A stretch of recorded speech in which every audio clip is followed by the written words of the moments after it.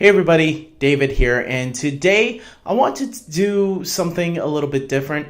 I want to look at characters and actors from one movie franchise and see how many of them appeared in another movie franchise. So today I'm going to be doing the MCU connection to Star Wars. That's right, there are several Star Wars actors who have appeared in the Marvel Cinematic Universe. Now, the reason I'm doing this is because I really think it's cool to think about when some actors from one franchise who share the same universe are in another franchise in the same universe, like they're under the same umbrella.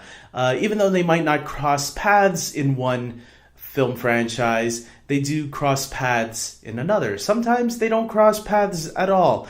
Sometimes they do multiple times. So here are the actors who are in multiple MCU movies. And hey, feel free to chime down below because I might be forgetting some, but I think I covered them all. Now, these are only actors from the movies.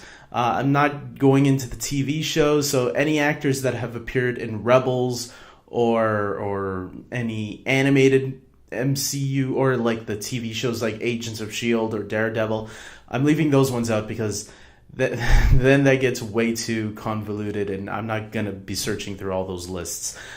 These are only the movie-related MCU actors and Star Wars actors. So here we go. The first one we are going to be looking at are two actors from the prequels. That's right. The first one I have here is the most obvious answer, Samuel Jackson. In the Star Wars universe, he played Mace Windu, and in the MCU, he has played Nick Fury. Obviously, Samuel Jackson is the most recognizable face on this list, most likely, for a lot of people. And he's considered, an iconic a Hollywood actor. Everybody, you show a picture of Samuel Jackson or a movie that he's been in, everybody's going to know who that is. And yeah, I think that it's cool that he's part of these two franchises. And funny enough, another prequel actor who's in the MCU with him, Natalie Portman, that's right, Queen Amidala from the Star Wars prequels, plays Jane Foster in the Thor films. And interesting enough, Samuel Jackson also has a role in the first Thor movie. He has a small little cameo role at the post-credits sequence, so neither him or Natalie Portman share screen time together. But to be fair, Mace Windu and Queen Amidala never interact much. I think there's like only one scene in the entire prequels where they share a couple of dialogue together. So with that being said, moving on to the Star Wars The Force Awakens, where we get two more actors. We get Andy Serkis, who plays Supreme Leader Snoke, not only in The Force Awakens, but in The Last Jedi as well. He plays Ulysses Klaue in Black Panther, and his first appearance was actually in Avengers Age of Ultron. That's right, Andy Serkis, who is mostly known for doing motion cap, does an non-motion cap role for the MCU, which I find that very interesting and cool because Andy Serkis is a great actor, so why can't he do, why does it always have to be motion cap for him? Funny enough, another actor from The Force Awakens who's also in mocap is Lupita Nyong'o, who plays Maz Kanata. That's right, and she is Nikita in Black Panther. So that's pretty cool that, both of these actors in The Force Awakens who are playing CGI motion cap characters get to play themselves. And funny enough, both of them in Black Panther. So there we go. Moving on to the next two actors in Rogue One, a Star Wars story, we got Saw Gerrera, who's played by Forrest Whitaker. He's also in Black Panther, along with Andy Serkis and Lupita Nyong'o as Zuri. That's right, so that's pretty cool. And then we also have Ben Mendelsohn, who played Orson Krennic, is going to be playing a Skrull in Marvel's upcoming film Captain Marvel next year. So it's going to be really cool to have Ben Mendelsohn join the Marvel Cinematic Universe very soon. He's a great actor, especially when he plays a bad guy. Moving on to Star Wars The Last Jedi, we had Benicio del Toro play DJ, but in the MCU, he was the Collector. That's right, he's appeared in a couple of the MCU movies. His first appearance was actually in Thor The Dark World, where it was setting up his appearance, his full appearance in Guardians of the Galaxy. It wasn't a big role, but it was a supporting role. And then obviously he had a small little cameo appearance in Avengers Infinity War. So that's pretty cool that he's part of both of these universes. He's a great actor. Go back and watch. He's in one of the old James Bond films with Roger Moore. It's weird to see him that young.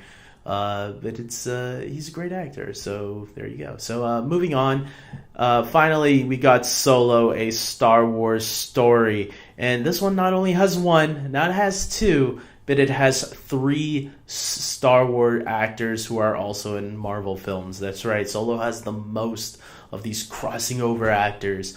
Lando Calrissian is played by Donald Glover, who also plays Aaron Davis in Spider-Man Homecoming.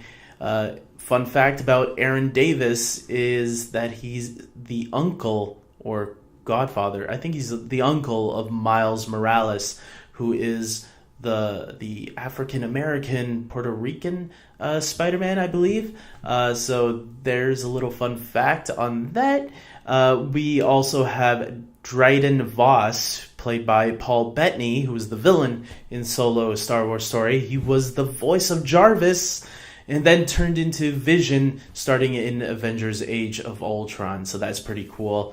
And then finally, here's a little one that not a lot of people might know. Rio Durant was voiced by Jon Favreau, who plays Happy Hogan in the Marvel Cinematic Universe, and also directed the first two Iron Man movies. That's right, he was the one that got the MCU started, and he's also a huge Star Wars nerd, so much to the fact that he's getting to direct or produce the Mandalorian series for Disney's upcoming streaming service.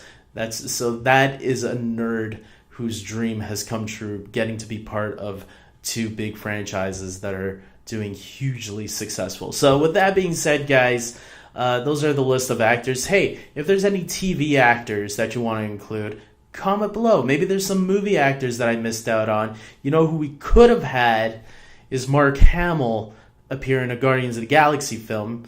Him and James Gunn were talking about it, but now that James Gunn is fired, looks like that might not happen. We'll see if Disney can keep the things that, you know, James Gunn was planning, but I doubt that's going to happen. So, especially with Dave Bautista wanting out, Mark Hamill might be like, nah, you know what, Disney, I'm good. So with that being said, guys, comment below. Please like this video. Please subscribe to my channel. And until next time, maybe I'll do more of these type of videos where I'll look in other franchises to see what other connections like this we can find, like what actors appeared in this and that, because that's always fun for me to look out for. It's kind of like alternate Earths, if you will, or alternate universes in this case. So with that being said, until next time, take care.